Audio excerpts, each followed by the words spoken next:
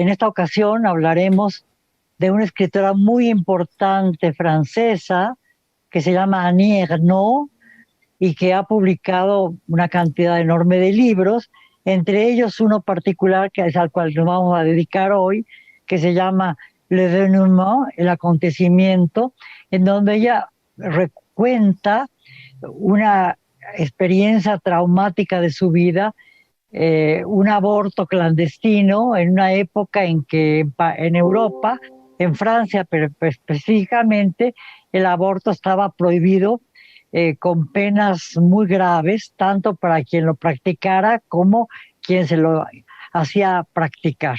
Entonces, Annie Ernaux, que publicó en el 2000 este libro y que habla de una experiencia que ella tuvo cuando tenía 23 años, en 1963, porque ella nació en 1940. Annie Ernaux pertenecía a una clase social bastante desprotegida en Francia. Sus padres habían sido campesinos y obreros de fábricas, y por un esfuerzo muy grande habían logrado ascender en cierta medida de clase, comprando un pequeño almacén, una especie de almacén de abarrotes, y al mismo tiempo una cafetería donde atendían a las orillas de un pueblo importante, un pueblo pequeño de Normandía. Y ella nace pues en una condición social pues bastante humilde, ¿no? Y logra ascender y convertirse en una figura intelectual de primer orden en Francia, ¿no? Ha escrito una cantidad muy grande de libros, tiene ahora, como nació en 40, tiene 81 años, y ha publicado a lo largo de su vida más de como 18 textos, ¿no?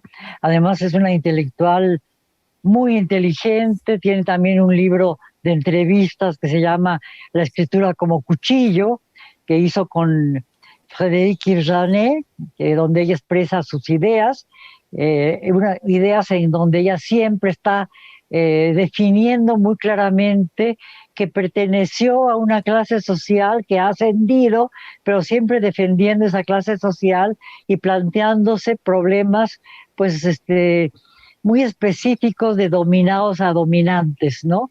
Pero en fin, ahora le dejo la palabra para que empecemos el diálogo a mi queridísima Gaby Jáuregui.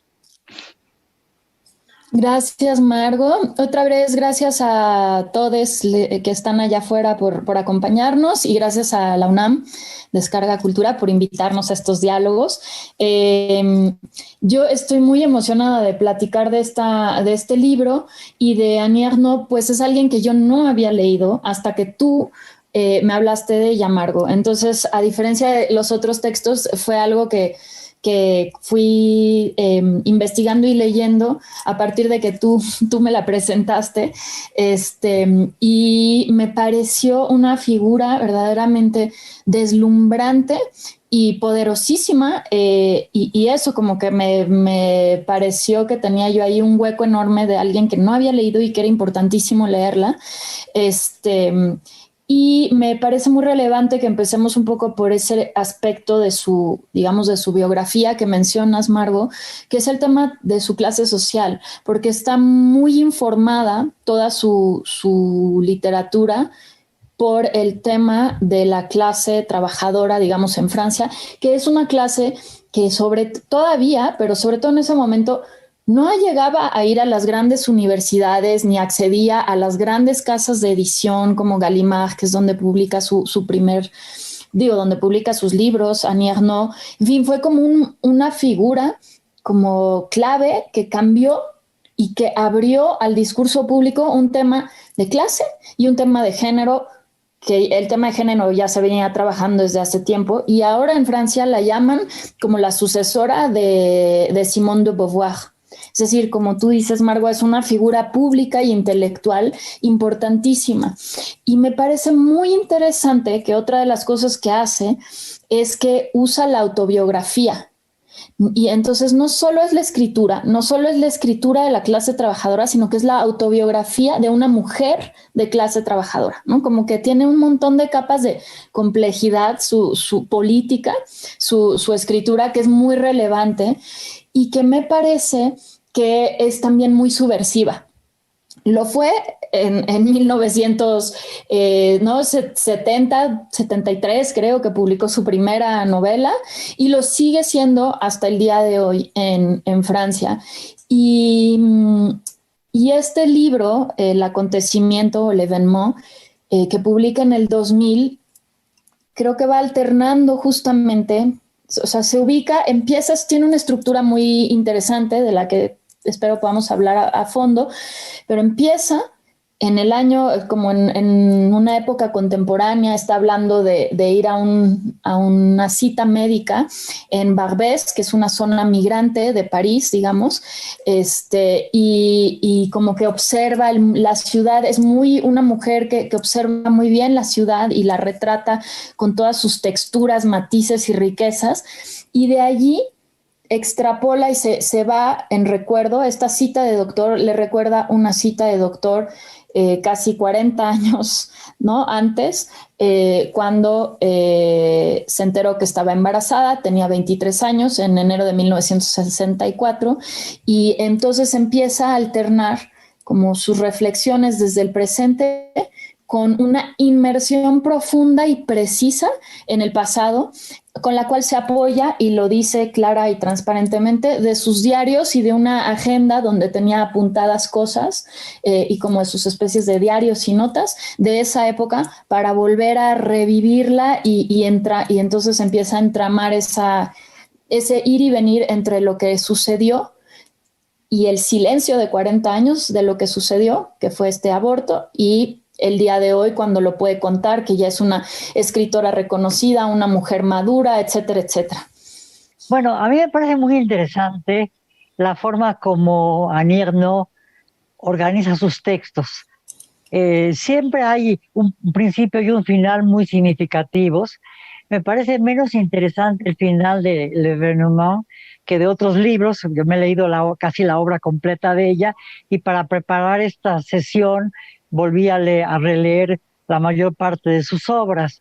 Es decir, me parece muy interesante que empiece contando una experiencia de enfermedad que al mismo tiempo se relaciona con un aspecto también muy importante de su propia vida, libertad sexual.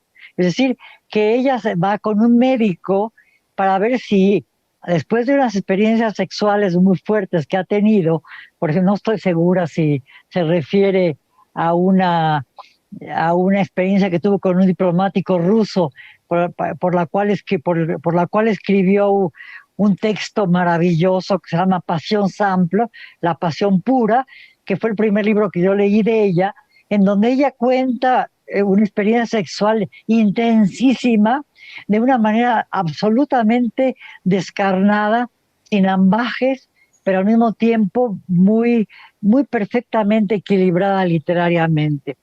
Y bueno, empieza la idea del aborto, sin mencionar la idea de la palabra aborto, porque es una palabra que se evita mencionar en el texto, que casi nunca se menciona embarazo, casi no se menciona aborto, ¿no? Sino la abortera se llama la hacedora de ángeles, ¿no? Como se les decía en aquella época. La utilización de eufemismos muy importante, y cómo empieza brutalmente, sin hablando directamente del SIDA, en un momento en que el SIDA era tan importante, tan terrible, como en un momento dado fue abortar.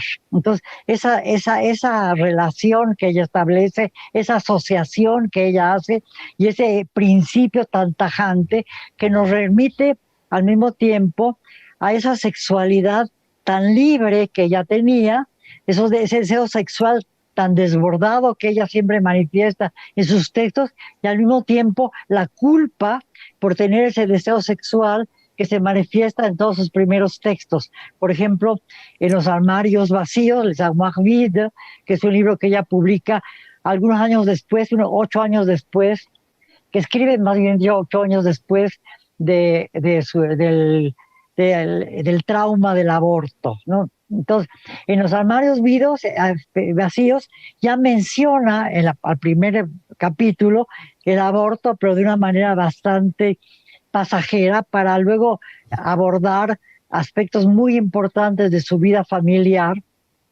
una vida familiar en donde ella está inmersa en un mundo que desprecia profundamente, a pesar de que sus padres han hecho todo lo posible para que ella ascienda de clase social, permitiéndole asistir a la universidad, porque es muy inteligente, muy brillante, se dan cuenta de ello, entonces la envían a la universidad y ella está trabajando su agregación para luego convertirse en una profesora importante de universidades, cosa que ninguna gente de su familia había tenido. El padre no leía más que ciertos periódicos, la madre era bastante cultivada.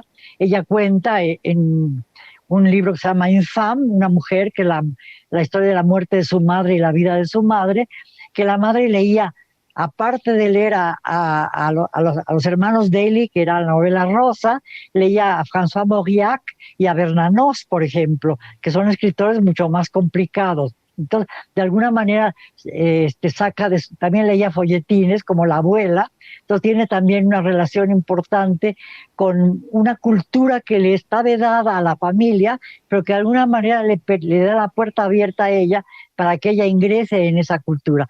Pero en los armarios vacíos, ella está totalmente avergonzada de sus padres, porque al estar en medios sociales diferentes a los de su clase, ella advierte los defectos, los problemas de su clase y el desprecio que los intelectuales o las clases superiores tienen por la clase a la que ella pertenece. Y ese elemento de vergüenza va a ser fundamental para que ella lo explote a lo largo de su obra, porque se arrepiente de esa vergüenza que sentía ante sus padres, y entonces la obra tiene un sentido casi de expiación por ese resentimiento social que nunca la abandona, ¿no? Que es bien interesante ese problema en Annie Ernaux, como además, como tú dijiste, siempre ella está contando su autobiografía, pero no permite que la autobiografía invada totalmente el espacio narrativo, sino que siempre la autobiografía está vinculada a elementos fundamentales de la vida exterior. Tiene un libro que se llama La vida exterior también, en donde habla de lo que pasa en el mundo. Entonces siempre su problema personal, su biografía personal está relacionada con el mundo que la rodea para hacerla más colectiva, más general, porque si no, no tendría sentido la escritura. No sé qué te parece esto, Gaby. Sí, y me parece uno de sus puntos, digamos, más luminosos y subversivos a la vez, esta forma muy particular en la que va de lo singular, ¿no? Como en este caso su experiencia muy personal de este acontecimiento, ¿no? Por precisiones y como detalles muy íntimos, logra trascender esa individualidad para llevarnos a una experiencia colectiva. Es como de algo intensamente personal a lo colectivo.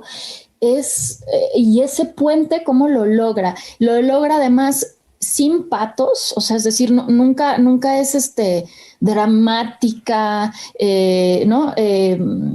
Aunque son temas duros, no lo hace con drama y no lo hace tampoco con juicios morales, ni sobre ella misma, ni sobre lo que sucede. Hay una ausencia de moralidad bastante interesante también, pero no una ausencia de precisión. Y lo que a mí me asombra en su forma de escribir, y esto lo digo pues casi como con mi mente de, no sé, de editora o de escritora, es cómo logra pasar del detalle más preciso a la experiencia colectiva de algo.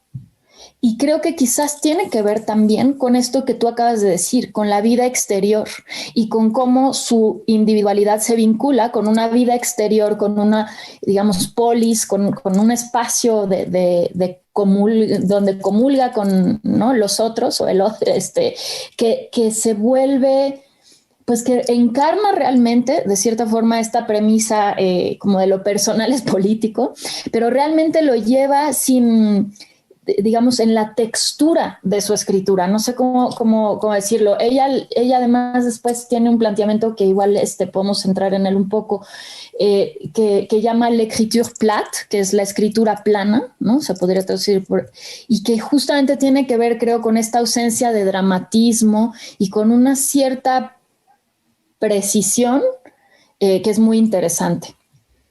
Digo, Y que ella logra entonces llevar a otros lados, sí. Sí, yo creo que ella plantea, por ejemplo, cuando va con a la mujer que le hace el aborto, que es una mujer de clase social muy baja en París, que pues, la recibe con un delantal, con pantuflas, este, eh, con un trapo de cocina en la mano, ¿no? Que la mete en un cuarto lóbrego, sórdido, ¿no? Que tiene preparada una gran olla con agua hirviendo y algunos instrumentos ahí para que ella no ve en ese momento, y que cuando le hace el aborto, lo hace absolutamente sin ningún sentimentalismo y ningún planteamiento moralista.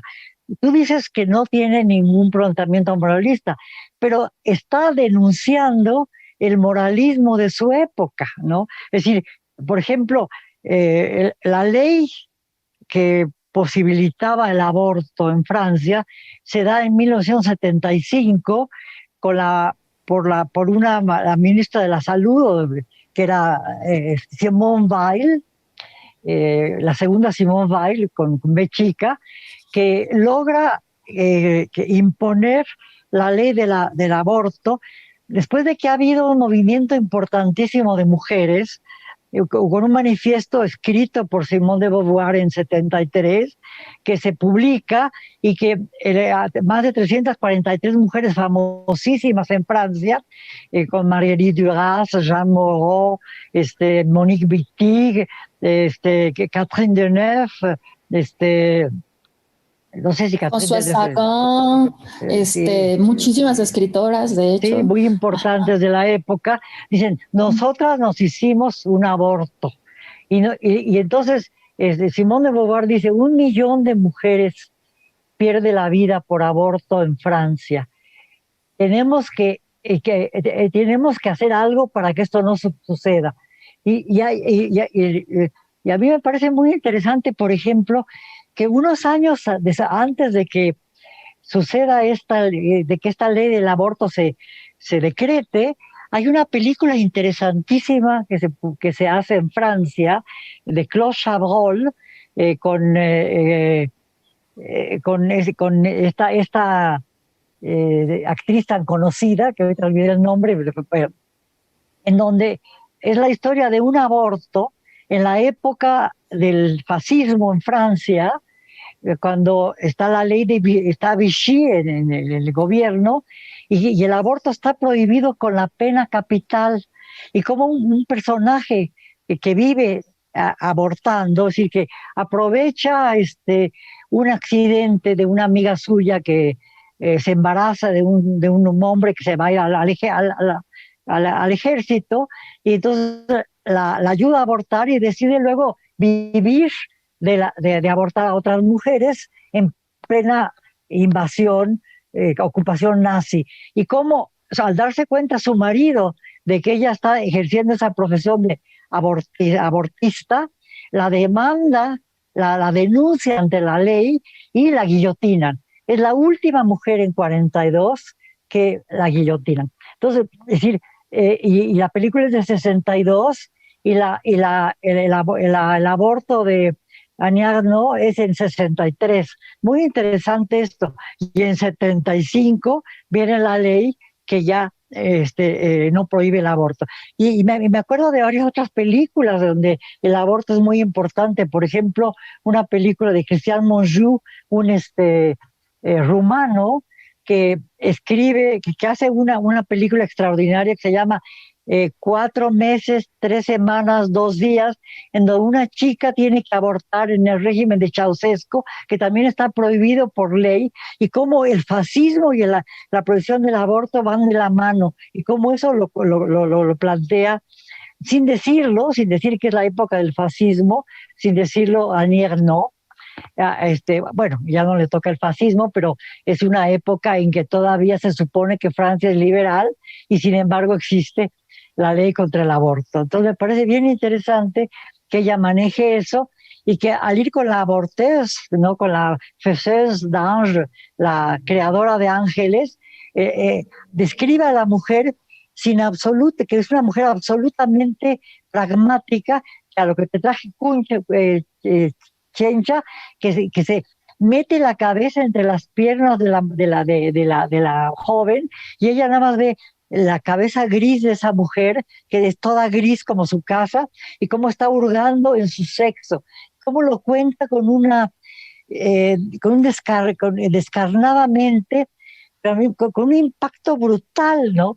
Es decir, pero absolutamente sin conmoverse, sin sentimentalizos, como tú dices, a pesar de que está denunciando la moralización, la moraleja, bueno, mejor dicho, está denunciando la moralina de los médicos, de los compañeros de la universidad, de la sociedad francesa, de las farmacias, de toda la gente que está alrededor apoyando la ley del aborto. Es decir, no apoyando a las mujeres, apoyando la ley. Es una cosa verdaderamente brutal y lo denuncia extraordinariamente bien, a veces como un manifiesto feminista, cosa que muy rápidamente evita, porque si no el libro perdería fuerza. Sí, creo que justo ese equilibrio es maravilloso en su escritura, entre su denuncia muy clara y a la vez como volver a entrar en la literatura, ¿no? No se queda en un tono como de manifiesto, sino que vuelve a la literatura. Pero antes de entrar en eso, ahora que mencionabas el fascismo y como digamos, una crítica o vínculo entre el autoritarismo, el fascismo y la falta de autonomía de las mujeres sobre sus cuerpos, me parece muy interesante el detalle de que la hacedora de ángeles es una mujer refugiada española. A mí me parece que entre líneas se lee que es una mujer refugiada de la guerra civil española.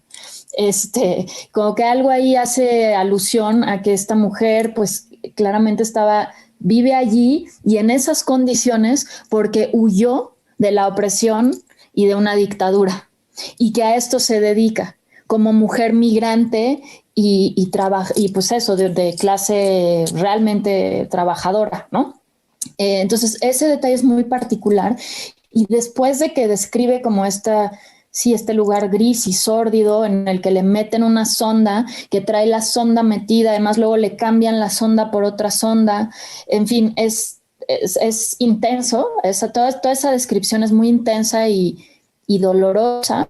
Ella quiere ir y a buscar y como agradecer, nombrar a esta mujer que está en contra de la ley y a favor de las mujeres, a pesar de que, bueno, el procedimiento la puso en riesgo y acaba en el hospital, Annie Ernaux, y casi pierde la vida. Sin embargo, está profundamente agradecida con la hacedora de ángeles y tiene un desdén profundo también por el doctor que es al cual va primero y acude y que le dice como de una forma también, no lo pone explícitamente así Annie Ernaux, pero muy desagradable y como sí, como asqueroso, le dice como, ay, los bebés del amor, como del amor libre, del amor loco, son los mejores, como los bebés que nacen de estas pasiones como juveniles, ¿no? Fuera del matrimonio.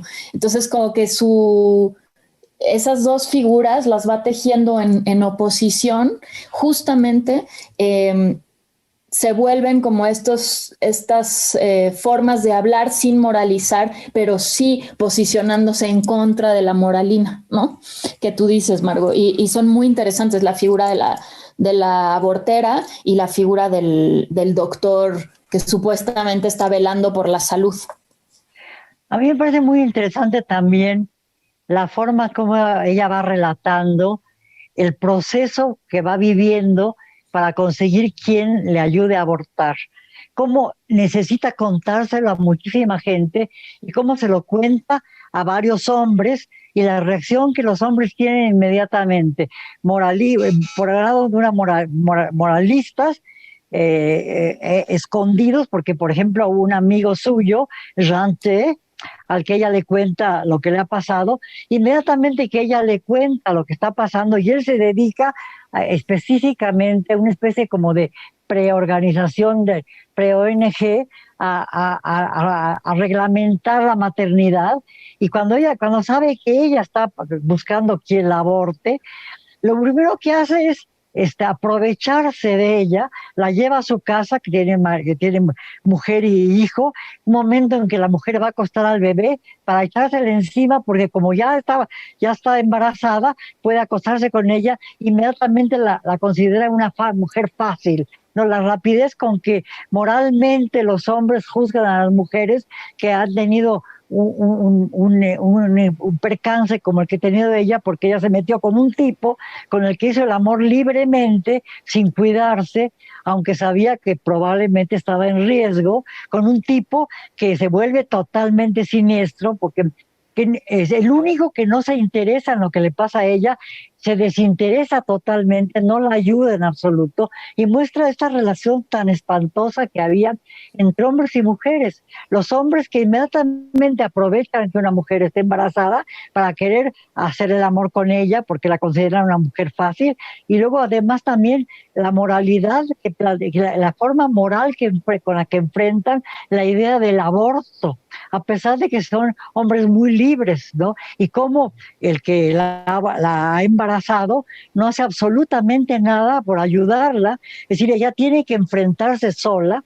como sucede en todas las sociedades, a su problema, porque el hombre se desentiende totalmente. Y eso lo plantea ella muy violentamente. También me parece muy interesante la forma como ella tiene necesidad de contar su historia a mucha otra gente, empezando por otros hombres compañeros de estudios, porque ella está estudiando, tiene que presentar un trabajo sobre las mujeres en el surrealismo justamente para hacer un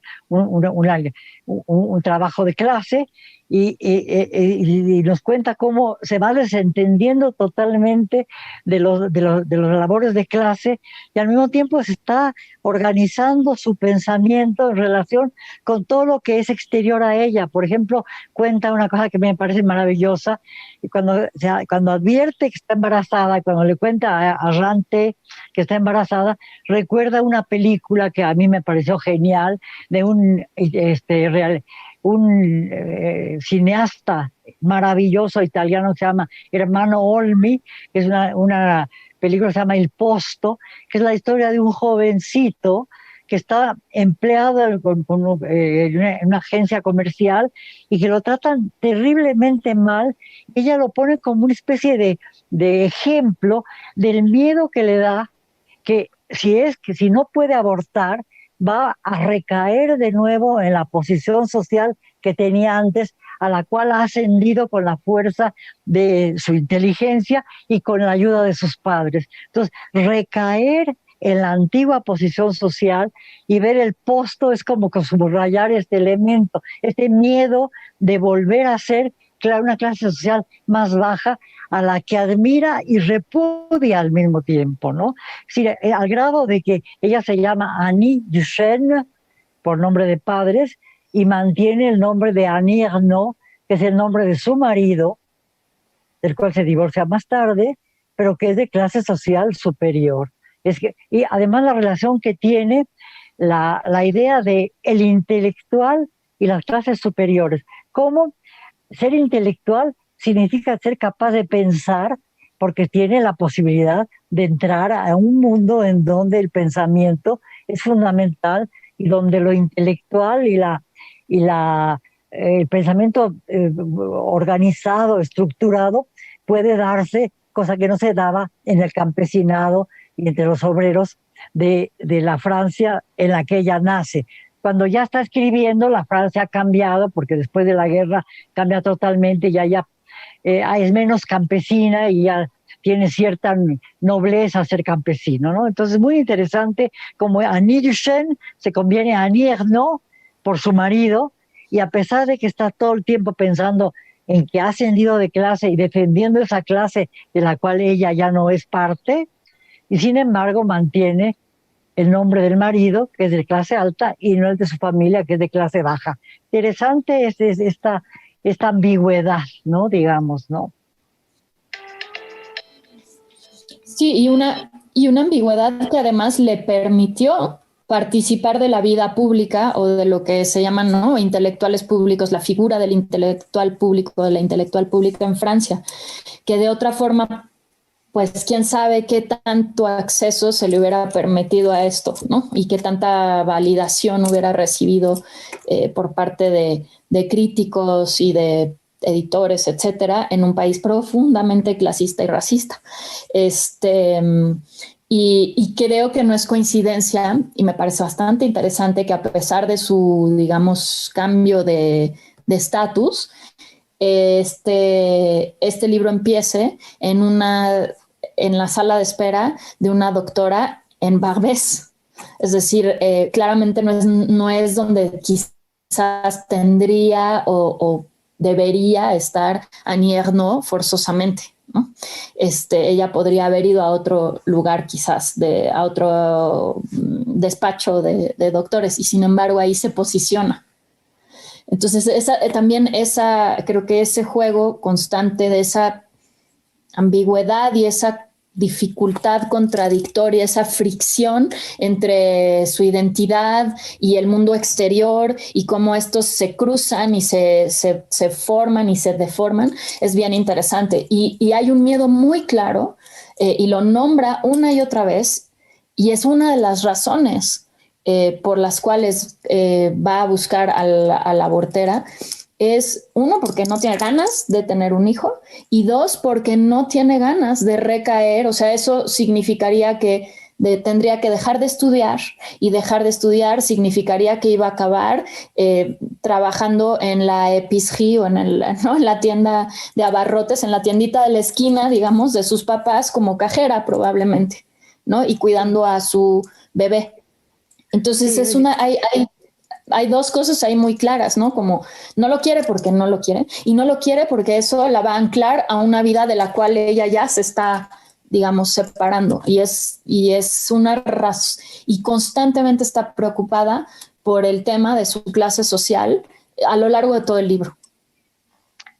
sí, se llama le dénouement, el acontecimiento, como algo definitivo. Es decir, es un acontecimiento, porque una mujer que está estudiando y a los 23 años va a tener un hijo, ese hijo va a ser absolutamente el fracaso vital.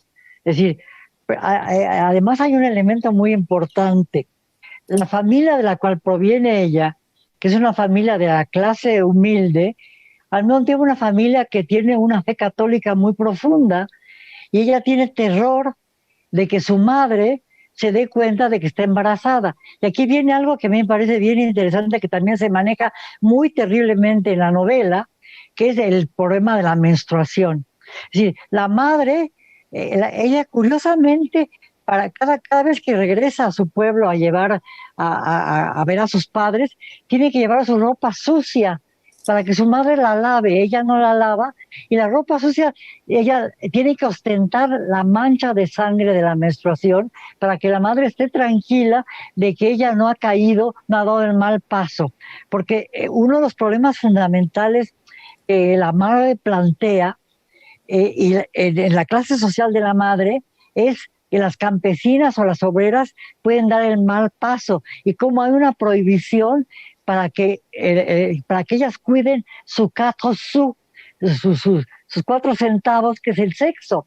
Es decir, que tienen que tener cuidado de que nadie las toque por ahí, a pesar de que Annie no cuenta como en varias de las, ella va a trabajar hace servicio social al mismo tiempo que va estudiando, hace servicio social en campamentos de verano, y como en esos campamentos de verano ella se deja tocar, manosear, etcétera, menos que penetrar, porque para penetrar, si la penetran, ella va a tener la posibilidad de un embarazo, ¿no? Entonces, ¿cómo hay ese juego moralista en donde uno puede llegar hasta lo máximo casi de la sexualidad, pero no permitir que haya penetración y hacer que la eyaculación sea fuera de la vagina, porque si no, de esa forma puede peligrar el futuro, a pesar de que ella se siente sucia, porque ha permitido que la toquen de cualquier manera y porque además todo el mundo habla de ella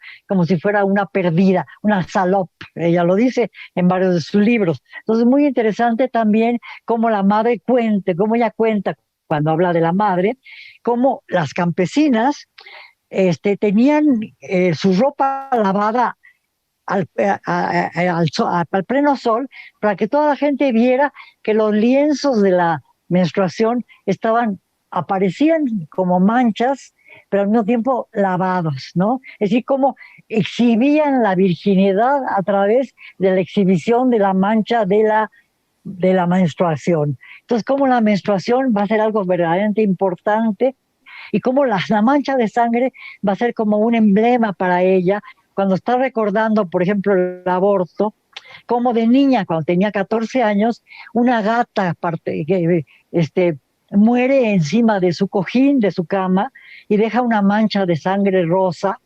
y se queda con todos los bebés, con todos los gatitos muertos en el estómago. Eso es como una imagen ominosa, muy impresionante, que para ella y cómo maneja a través del libro toda una serie de imágenes concretísimas que son como emblemáticas, como que son las que determinan, son la concreción de toda de ese calvario que ella tiene que sufrir para abortar, y cómo ese calvario es un calvario al que se enfrentan multitud de jóvenes que no pueden abortar porque el aborto está prohibido de una manera absolutamente siniestra, no, al grado de que no pueden abortar ellas, y quien practique el aborto es objeto de sanciones tan terribles como la que aborta. Es decir, que las farmacias no pueden vender medicinas contra el aborto o a favor para evitar una septicemia, si no hay una receta. Y aunque la mujer se muera, no venden la receta, no venden la medicina porque no tienen la receta. Entonces, ese tipo de elementos de la sociedad que configuran un patos social violentísimo, que trabaja una moral que siempre atenta contra el cuerpo femenino. Entonces, la menstruación, el aborto, el abrir las piernas, que me parece importantísimo también en el texto. Yo le dediqué un libro a abrir las piernas, también me pareció muy importante, como la función de la mujer, la sexualidad de la mujer está en abrir las piernas, ¿no? Para abortar, para ir a la ginecólogo, para hacer el amor, etcétera, y cómo eso lo plantea muchísimo también Anierno. Sí, y creo que hay ahí también, hablando de la sexualidad, porque evidentemente eso es algo que la ha ocupado también en muchos de sus otros libros. Ella habla del acto, ¿no? Del acto sexual para la mujer como algo también de un riesgo enorme, es decir, sobre todo en ese momento, ¿no? Y para ella es a la vez como el gozo, el placer, muchas cosas, o puede serlo, y también es la potencia de la muerte, porque ¿qué significa? Que está la posibilidad de embarazarse, como le sucede, y al tener la posibilidad de embarazarse está la posibilidad de la muerte, ya sea la muerte social o la muerte real, que es lo que casi le sucede también, ¿no? Y cómo ella sabe, y hay ahí algo muy poderoso también de ese acto transgresor de la sexualidad para ella como mujer, no como en la sociedad, sino para lo que significa en potencia, y al mismo tiempo como todo eso y todos los estigmas que mencionas, todos los actos sociales de violencia en contra de los cuerpos de las mujeres y de las vidas de las mujeres se traducen en el silencio. Y es muy interesante que tiene 2 libros, este que escribe 40 años después de que tuvo este acontecimiento que fue formativo, y ella lo nombra, ella lo nombra como un acontecimiento estructurante, ¿no?, en su vida. Eso sucede y luego ella fue abusada, y para escribir el libro tomó 60 años, ¿no?, de tiempo para poder ponerle las palabras justas, precisas, y creo que ella habla, tengo aquí una pequeña cita de una entrevista que da, que está muy interesante, que voy a traducir así libremente, sobre el silencio y sobre la necesidad de contar. Y a la mitad del libro, primero antes de leerles lo de la entrevista, ella dice que no hay, y me parece un momento clave, dice, no, haber vivido una cosa, sea la que sea, nos da el derecho imprescriptible de escribirlo. No hay verdad inferior. Y si no voy al final de la relación de esta experiencia, contribuyo a oscurecer la realidad de las mujeres y me ubico del lado de la dominación masculina del mundo. Y esto viene en paréntesis después de que le meten una especie de aguja de tejer, ¿no? Como cuando en un momento de una descripción muy ruda de la realidad, hace un paréntesis desde el presente para decirnos dónde se posiciona ella y en contra de qué se posiciona. Y después habla en una entrevista sobre este libro, justamente habla de esto como una experiencia de vida y muerte que la estructuró y que le dio y le cambió su visión del mundo. Y supongo que entre muchas razones le cambia la visión del mundo por cómo percibe las respuestas de estas personas que parecían ser liberales, liberadas sobre su situación, ¿no? Y como la respuesta moralina que tienen, como tú decías, sus compañeros, sus amigos, todos salvo es bien curioso porque todos salvo la vecina de dormitorio, que era la que parecía más cuadrada y que es la que está allí con ella hasta el final, ¿no? Y que de hecho es la que ayuda a que no se muera. Y era la que parecía más moralina y menos liberal, pero bueno, y que en realidad también de cierta forma está criticando ciertos valores burgueses también, en fin, muy interesante todo cómo lo va narrando. Y dice, todo esto me vino de forma progresiva, pero no me atrevía a decirlo. Una suerte de silencio interior se había instalado. Hay algo que pesa, sobre todo lo que proviene de la experiencia propiamente femenina y que hace que nos cueste mucho trabajo decirla, nombrarla, a pesar de lo que se cuenta sobre la liberación de las mujeres.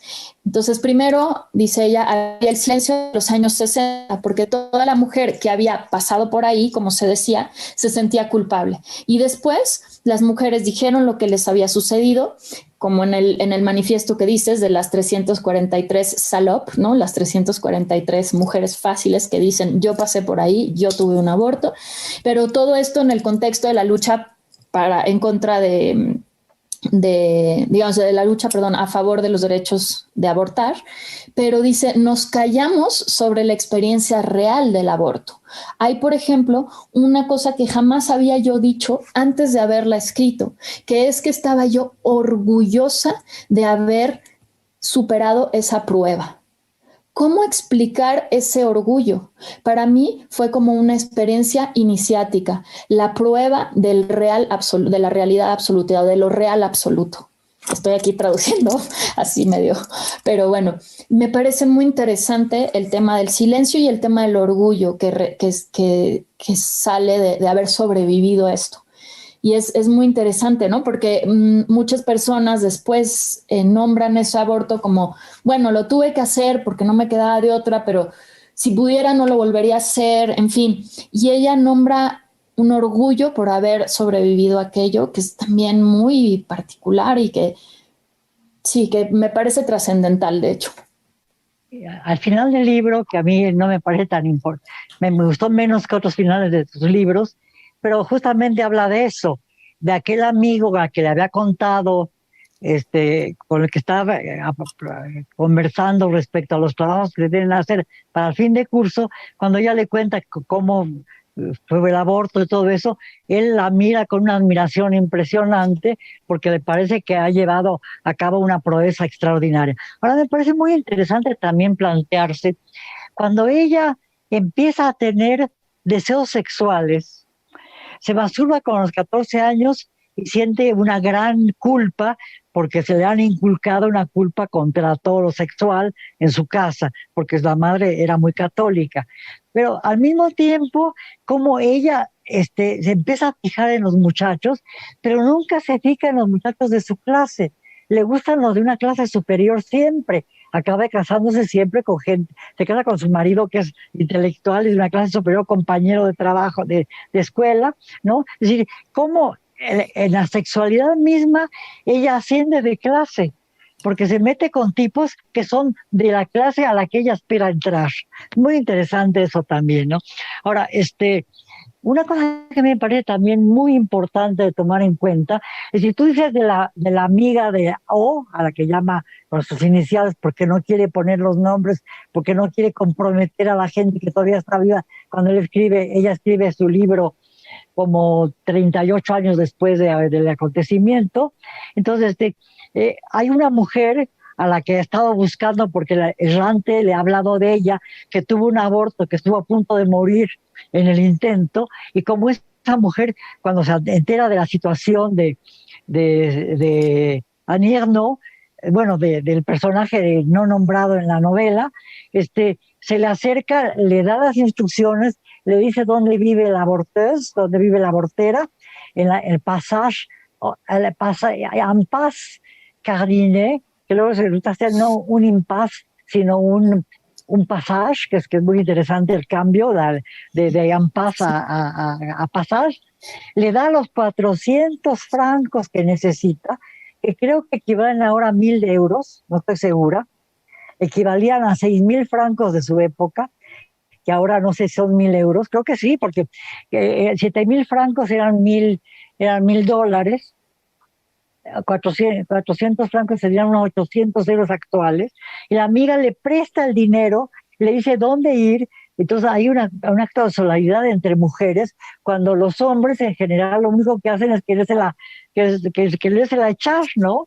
Es decir, hay una cosa así muy violenta en ese sentido, a pesar de que también Jean la ayuda, porque la relaciona con esta mujer que la va a ayudar a su vez, ¿no? Ahora, una cosa que me parece bien interesante también, muy interesante, fundamental, es esta fijación en los objetos concretos que ella tiene.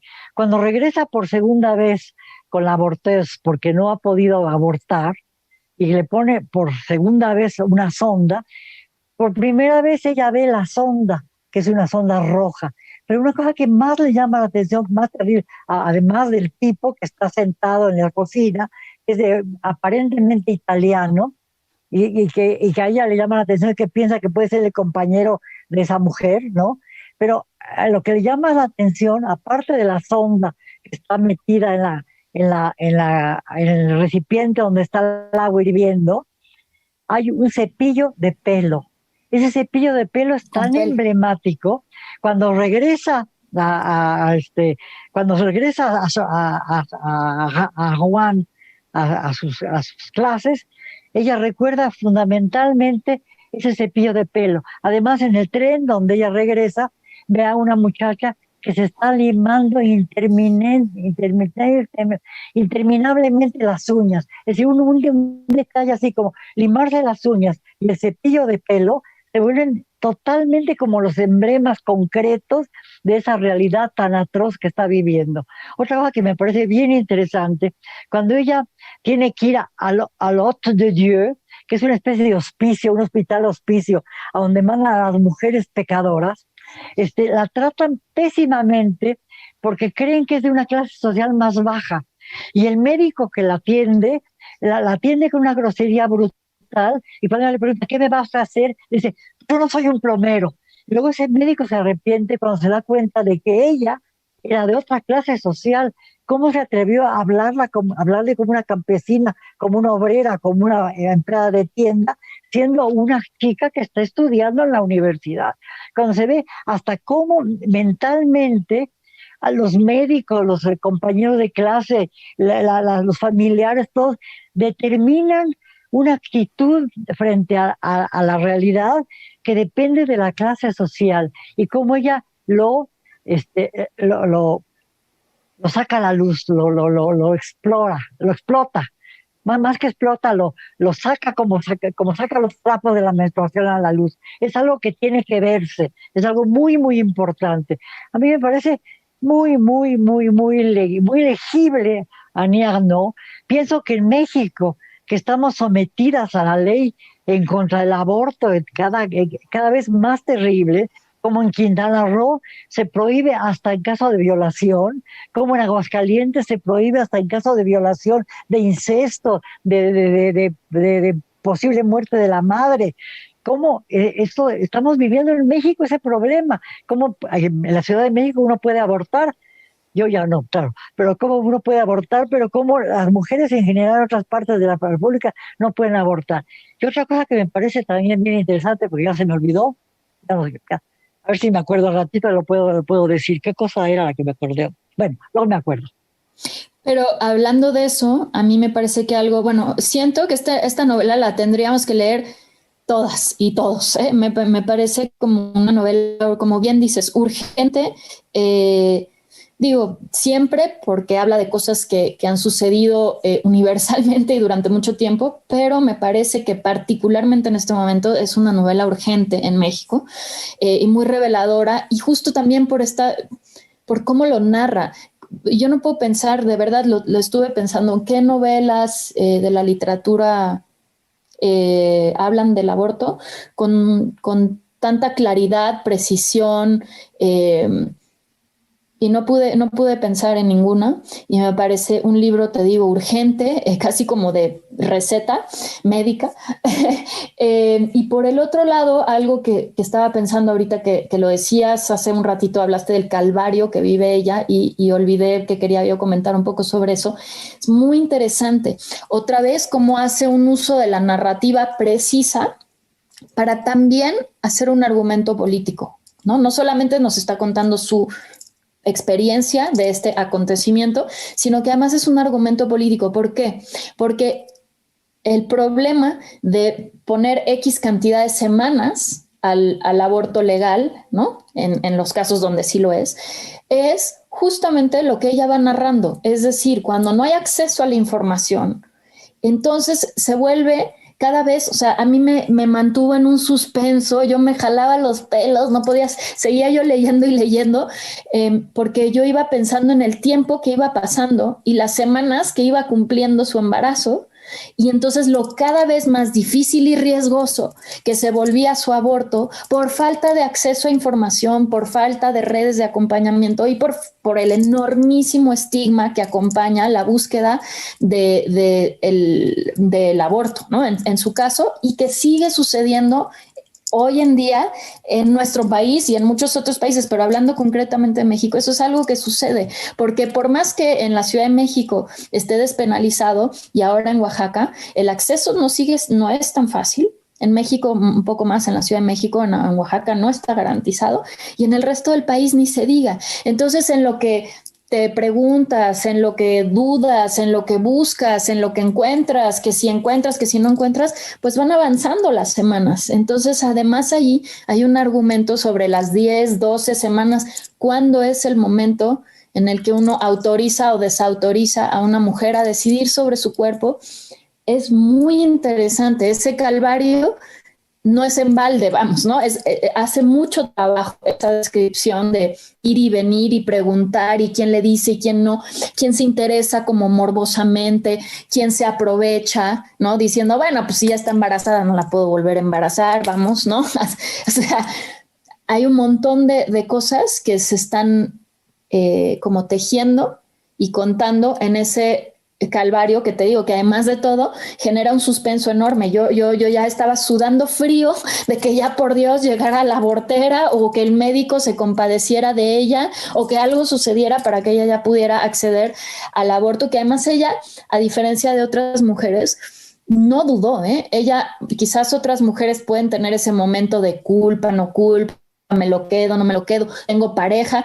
Ella le quedaba clarísimo que ese bebé no iba a nacer, que no era para su vida ahorita y que además su pareja era un hijo de la fregada, ¿no? La deja ahí botar, le vale, bueno, 3 kilos de cacahuates, el bebé y la mujer. Entonces es muy, sí, creo que hace un montón de trabajo narrativo a través de y cómo lo va haciendo a través de detalles. Quizás ahí reside esto que ella nombra, la escritura plana, ¿no? Un detalle como un cepillo con pelo, un detalle como una mujer limándose las uñas en el tren, se vuelven como anclas que nos llevan a nosotros, las lectoras y los lectores, a compartir de esa experiencia como si fuera nuestra. Bueno, ya me callo ahí porque se nos está acabando el tiempo. Bueno, una cosa que quiero decir, toda esta experiencia, narrada a veces con una violencia infinita, cuando cuando sale el feto y ven que tiene ya un principio de sexo, y cuando ven que tiene ojos, etcétera, y cómo es una cosa informe, pero al mismo tiempo cómo lo tiran en la basura con un envoltorio de biscotes, de pan, etcétera, etcétera, todo este tipo de cosas que va contando, y la relación con el acorazado Potemkin las imágenes de esa película tan impresionante, y la relación con los campos de concentración y todo lo que ella se va planteando. Lo que a mí me parece muy interesante es la forma como ella combina el proceso de escritura y la reflexión sobre la propia escritura, que muchas veces está entre paréntesis como asociación con cosas que está viviendo, ¿no? Y cómo esas asociaciones están manejadas con un intento por explicar qué significa escribir sobre eso, y cómo al mismo tiempo dice que generalmente lo que tú planteabas, cuando se habla del aborto, hay como un vacío en el momento de la descripción de cómo se hace el aborto. Y ella lo maneja de una manera, con una perfección, una concreción, pero que te da escalofríos, pero al mismo tiempo con una gran distancia narrativa. Porque si no hubiese todo ese trabajo, ese proceso de los meses que pasan antes de conseguir a la abortera, el aborto mismo, el doble aborto, la relación con la amiga que le ayuda a abortar, que le corta el cordón umbilical, la llegada al hospital, todo ese tipo de cosas, si no estuviera contado de una manera tan elegante, tan feroz, tan cruel y tan efectiva como la cuenta, y si al mismo tiempo no hubiese una reflexión muy profunda, como en todos sus libros, sobre la escritura y sobre la propia escritura, el libro no tendría sentido, se convertiría en un libro, en un manifiesto como el manifiesto de las 43 para el aborto, que se vuelve una cosa política evidente, cosa que el libro también tiene, pero no puede ser un manifiesto político como libro literario, tiene que sobrepasar ese elemento para convertirse en una verdadera escritura. Ahora, esa verdadera escritura convoca a una realidad espeluznante, que es la experiencia del aborto, y una de las experiencias más importantes que sufre una mujer. Algo que ella dice que me parece importantísimo: cuando ella aborta, deja de ser una joven para convertirse en su madre.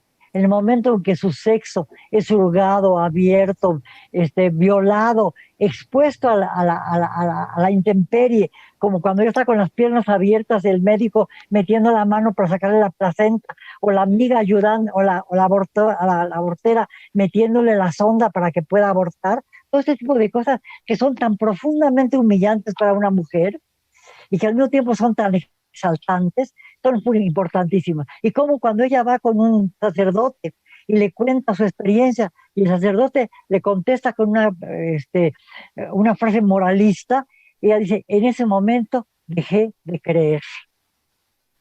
Me parece importante, me parece maravilloso este libro, Y creo que en este momento, por ejemplo, que acaba de pasar en Argentina, después de un trabajo impresionante de las mujeres para que se le decretara la ley del aborto, que en México tenemos que pelear enormemente por esto, en un momento en que hay cada vez más daño contra las mujeres, más feminicidios, más tortura, más muerte de niñas, más violaciones y menos posibilidad de abortar en una sociedad que expone a las mujeres constantemente al embarazo por la violación, etcétera, etcétera. Bueno, ahí termino yo.